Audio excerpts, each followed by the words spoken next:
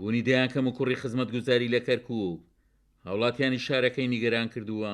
ما يخص تصليح المحطات التوليد پەرلەمانتارێکی فراکسیۆنی یەکێتی نیگەرانیەکانی خەڵکی کەرکووکی گەیاندە قوبەی پەرلەمان و داوا لە سەرۆکایەتی پەرلەمان دەکات ئاستێک بۆ گەندەڵیەکانی ئیداری ئێستای کەرکووک دابدرێت. لا نريد تخصيص المالي لأن الإدارة في محافظتي إدارة فاشلة وفاسدة وغير عادلة. نامانەوێ هیچ بودجەیەک بۆ کەرکووک تەرخان بکرێت چونکە کەرکووک خاوەن ئیدارەیەکی شکست خواردوو و گەندەڵ و ناداتپەروەرە جیاوازی لە نێوان ناوچەکاندا کردووە لە ڕووی خزمەتگوزاریەوە.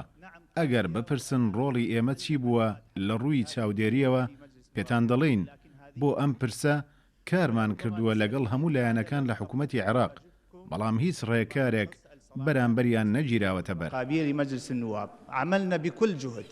هاوڵاتیان لە شەقام پشتیوانی لە ڕەخنەکانی پەرلەمانتارەکە یەکێتی دەکەن و ئیداری کەرکووکیش بە ئیدارێکی شکست خواردوو ناو دەبن. وەکو خزمەتگوزاری هیچ خزمەتگوزاریە لە کەرکووک بۆ ناوچە کوردیەکان ناکرێت. ئەوش تاوانەکەی گەڕێتەوە بۆ سەر ئیداری کەرکووک بەڕاستی زۆر سستە لە ئیشەکانیە. ئەچیتە هەر شوێنە زبر و خاشاکە ئەم شارە لە ژێر لای خۆی ئەم هەموو نەوتەمان هەیە زۆر بێ خزمەتە زۆر ئیدارەکەمان خراپە. سێرفر جادەی بەلەدیە بکەن کە بەلەدیە خۆی پاکاتەوە پشتەوەی سێرکەم ئیمڕۆ ڕۆشتمە لێ ڕەدمەسیەکە زب لێکەوتەوە بەلەدیەکەمان ئاوای بێ ئەبێ ئەو شارەی ترمان چۆن بێت. داری وا نەبووە وەک ئەم ئیدارەی فاشل بێ خۆ لە پێشە ئەوەیانە کرد گلەیانە کرد هەر شتێ بۆ ئەم مزاهرەیانە کردیان کەرکووک بەدەست کوردەوەیە 11 مانگە ئەم جادەیە تێک دراوە ئەمە بەس بۆ ئیهانەکردنی کوردە ئەگینە هەتا ئیستا بە 11 مانگ چاک ناکرێت. پارێزگاری کەرکووک بە وەکالەت هەوڵیدا شکستەکانی بە کۆنگرێکی ڕۆژنامەیی پڕ بکاتەوە بەڵام وەک ئەندامێکی سەرکردایەتی یەکێتی دەڵێت گەندەڵیەکانی ئیداری کەرکووک وەکو ڕۆژی ڕووناک دیارن.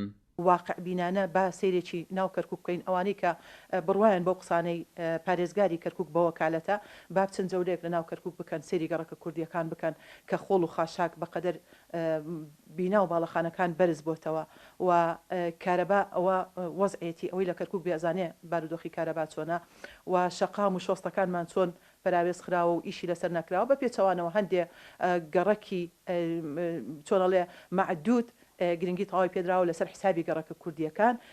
کەرکووک لە 3 ساڵی ڕابردوودا خاوەن بودجەی گەورە و زەبەلاح بووە بەڵام بودجەکە بە شێوەیەکی یەکسان بەسەر ناوچەکان دابەش نەکراوە و بەشی شێر لە بودجەکە بۆ قەزای حەویزە و دەوروبەری بووە. عومەر غەریب، کورسات نیوز، کەرکووک.